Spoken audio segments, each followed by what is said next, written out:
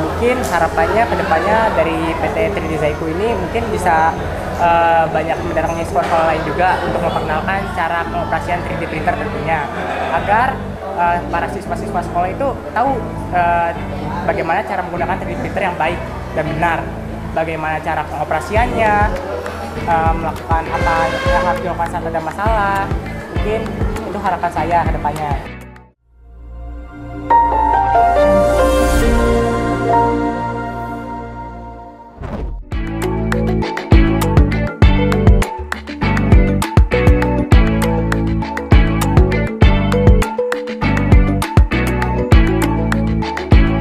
Perkenalkan, nama aku Septa. Di sini kita ada kegiatan untuk pelatihan 3D printer di SMK 4 Jakarta, khususnya untuk kelas 10 dan 11. Kebetulan kegiatannya itu di 3 hari. Di kegiatan pertama atau hari pertama, kita memperkenalkan apa itu mesin 3D printer gitu, dan bagaimana cara penggunaan software slicernya. Untuk di sini anak-anaknya langsung paham ya. Anaknya juga nurut-nurut, langsung nangkep untuk pembelajaran yang aku kasih. Hari keduanya itu tentang cara operasikan mesinnya. Jadi aku nyoba buat anak-anak praktek langsung terhadap mesinnya gitu. Cara proses dari slicer ke mesinnya untuk mencetak. Sebelum ngeprint, aku juga ngajarin tentang cara leveling, yaitu meratakan bednya, dan cara setting Z offset pada mesin. Nah, untuk kerepotan sih enggak ya, anak-anaknya langsung paham dari mulai kalibrasi di 4 titik tersebut, dia langsung mengerti. Mungkin butuh pembiasaan aja untuk leveling tersebut. Oke, di hari ketiga itu pembelajarannya tentang pemeliharaan dan troubleshoot-nya. Jadi bagaimana kita cek mesinnya dari mulai beri pelumas, terus kebersihan bednya, dan juga troubleshoot-nya, masalah-masalah yang sering dialami di mesin Ender tersebut.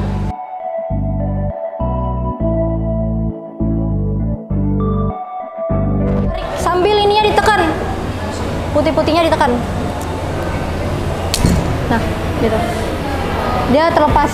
Ini namanya cooler. Kalau udah, tarik aja. Ya, betul. Nah, kalau udah bisa pasang cover kembali 2 baut. Pasang dulu, tapi hati-hati ya panas. Pasang gini aja. Iya. Kalau panas lepas aja, nanti aku bantuin. Angkat aja.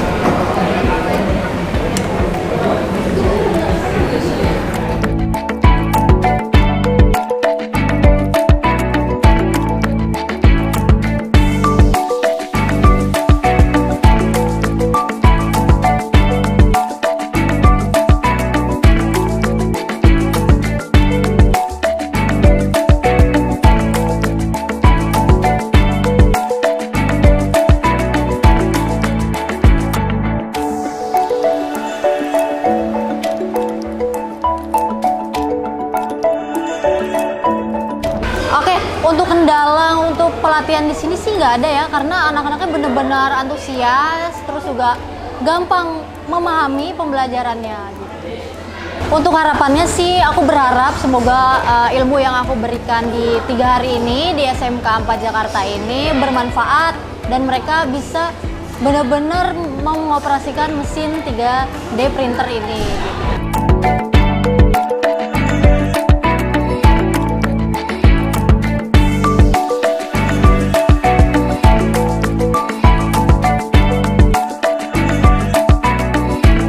Oke, nama saya Kais Burojikin. Nama saya Dimostur Fajriansyah. Oke, 3D printer tuh saya sempat punya project tentang membuat cetakan.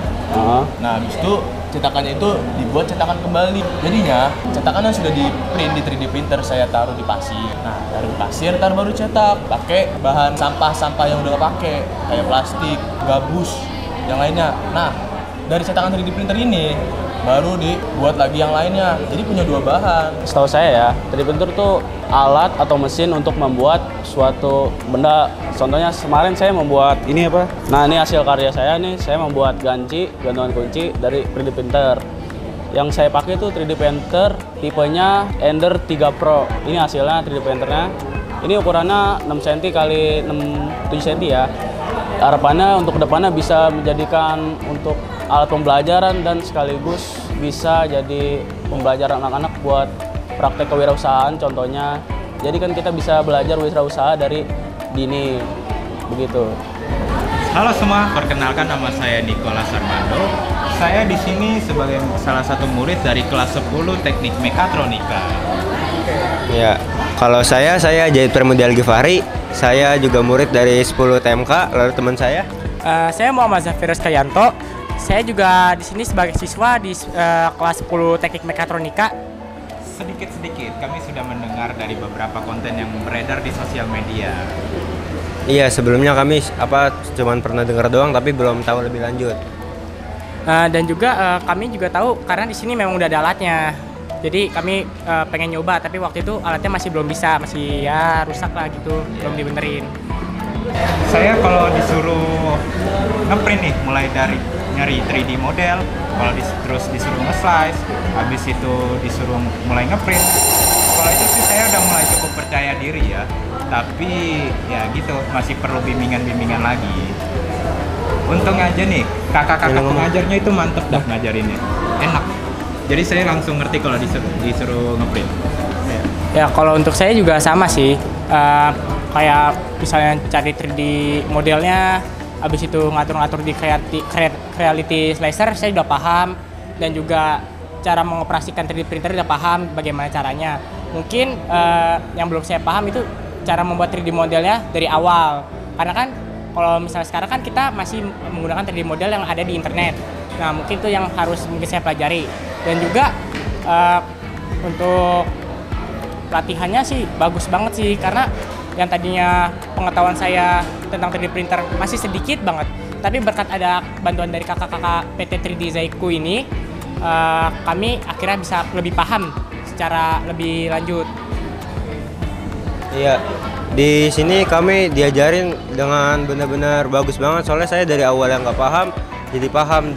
Tapi yang untuk kita bikin 3D printernya ya kita untuk dari awal saya kurang tahu, tapi untuk bagaimana cara ngeprintnya dan segala macam perawatannya dan troubleshootnya itu saya paham. Jadi bagus banget ini cara jelasinnya. Kalau untuk harapan sih saya pengen banget kalau misalnya 3D Zaiku ini open jasa 3D print lah di sekolah. Jadi kalau misalnya kita ada proyek gitu, boleh gitu minjem. Soalnya di sini juga kita pakai 3D printernya agak ribet. Selain harus rebutan, harus ada perizinannya lagi. Jadi kita agak susah kalau mau pakai.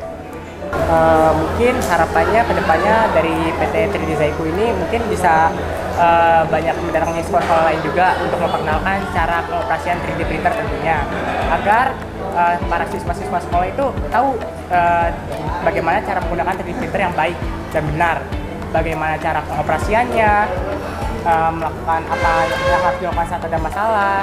Mungkin itu harapan saya ke depannya. Ya mungkin kita juga mungkin kita lagi ada masalah yang mungkin kita sekarang nggak selesaikan, mungkin karena ini bisa membantu kita dalam menyelesaikan itu lagi, karena takutnya kita ada kendala-kendala yang mungkin di luar yang kita bisa dan kita bisa menggunakannya atau mengatasinya. Itu saja harapan dari saya.